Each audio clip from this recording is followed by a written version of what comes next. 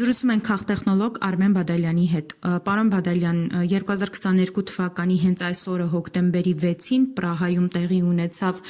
Փաշինյանի, Ալիևի հանդիպումը Շարլ Միշելի, Էմանուել Մակրոնի ներկայությամբ եւ հայտարարություն եղավ, ըստ որի Արցախը ճանաչվեց Ադրբեջանի կազմում։ Արդյոք կարելի է այդ օրը համարել Արցախի հարցի, այսպես ասած, ճակերտավոր պաշտոնական փակման պահը Հայաստանի Հանրապետության կողմից։ Ոչ չի կարելի, դա կախված է այն քաղաքականությունից, որը կիրականացնեն այդ իշխանություններին փոխելուց հետո։ Եթե կգան ազգային իշխանություններ, Արցախը նորից կազատագրվի ոչ այդքան բարդ ճանապարհով։ Իսկ եթե կշարունակեն այս իշխանությունները մնալ, այո, կարող ենք համարել որպես պաշտոնական փակման ուրեմն փաստաթուղթ։ Հիշենք, որ դրանից հետո դեռևս Արցախը մնում էր, բայց հետո 23 թվականն անցավ, բայց դա պաշտոնական փաստաթղթի մեկնարկ կարող ենք ասել կամ առաջին մաս, որ ավելի ճիշտ լինի։ Այնուամենայնիվ, պարոն Բադալյան, այսօրվա իշխանությունները բավականին հետևողականորեն են աշխատում։ Մինչև այս պահը իսկապես մենք այդ հնարավորությունը ունենք, որ օրինակ 26 թվականի ընտրություններով կլինի, դրանից առաջ, չգիտեմ, հեղափոխմամբ կլինի այս իշխանություններին փոխել, հնարավոր կլինի Արցախի հարցը բերել օրակարգ ու ինչ-որ լուծում գտնել նաև մեզ համար շահավետ։ Միանշանակ կախված թե ով կգա իշխանության եւ ինչ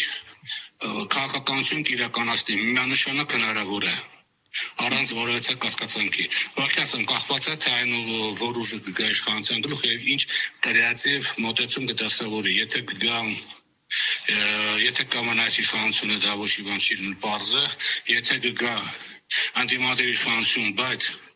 կրեատիվությունը կլինի զրո մակարդակ, ոչինչ չի կարող անել, ընդամենը կխոսա, եթե կգա անդիմադիր էլի ազգային ուժ, որը ճիշտ հաշվարկներ կանի, Արցախը շատ հանգիստ նորից կազատի ու կվերադառնի եւ Արցախայությունը կվերադառնի Արցախ ապրելու։ Պարոն Բադալյան, արդյոք սա այդ նախապատրաստական քայլներ հայ-թուրքական հարաբերությունների կարգավորման, նաեւ այս խաղաղության դարաշրջանի մեկնարկի։ Խաղաղության դարաշրջան չի բացվել, չկա ոչ մի խաղաղություն։ Ճակերտավոր, ինչպես իշխանություններն են ասում։ Չէ, չհավերում է հայ-թուրքական հարաբերություններին, ապա դա ամբողջովին կախված է դրանից, թե Հայաստանը ինչպես կկատարի Ադրբեջանի պահանջները։ Երբ պահանջները կկատարի, Թուրքիան կարող է քայլ առաջ անել, կարող է չանել։ Ուղղակի այս նպատակն է, որ Սյունիքը ամբողջությամբ պետքա վերցնեն, ոչ թե Զանգեզուրի միջանցքը, ամբողջությամբ Սյունիքը մինիմում Զանգեզուրի միջանցքը։ Դա ամենամինիմալ ծրագիրն է իրենց։ Քանի դեռ դա հստակ չէ, դա նշանակում որ դա միջանցքը պետք է ամբողջովին անցնի թուրքական հսկողության տակ։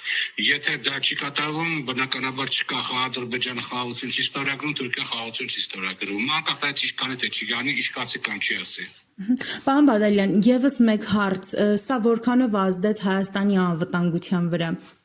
որքան էլ իրենք այսօր խաղաղության դարաշրջանի մասին են ասում, Պրահայում ստորագրված փաստաթուղթը։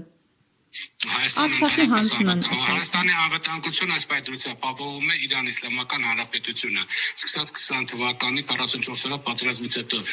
միայն Իրան Իսլամական Հանրապետությունը, ում զորքերը մասնապես Իսլամական հեղափոխության պահապանների կորպուսից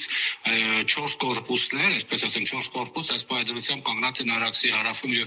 մենք դրանք է որ ցույց են տալի Ադրբեջանին ուժով վերցնել Սյունիքի ամբողջ մարզը։ Ոչ թե եվրո ինչ-որ եվրո տուրիստներ կան, եվրո դիտորդները, որոնք տուրիստի կարգավիճակով հեռադիտակից հեռադիտակով սարերով են վազվզում ու չգիտեմ սարերով են զմայլվում։ Ոչ թե դրանք են անվտանգություն ապահովում, այլ անվտանգություն ապահովում է Իրան Իսլամական Հանրապետության զինված ուժերը, որոնք գտնվում են Արցախից, որոնք գտնվում են Արաքսից ներքև